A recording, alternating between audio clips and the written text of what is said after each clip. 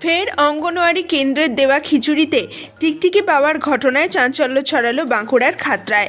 আজ সকালে স্থানীয় চকবাজার অঙ্গনওয়াড়ি কেন্দ্র থেকে খিচুড়ি বাড়িতে নিয়ে গিয়ে শিশুকে খাওয়ানোর সময় খিচুড়িতে টিকটিকি পড়ে থাকার ঘটনা নজরে আসে এক অভিভাবকের।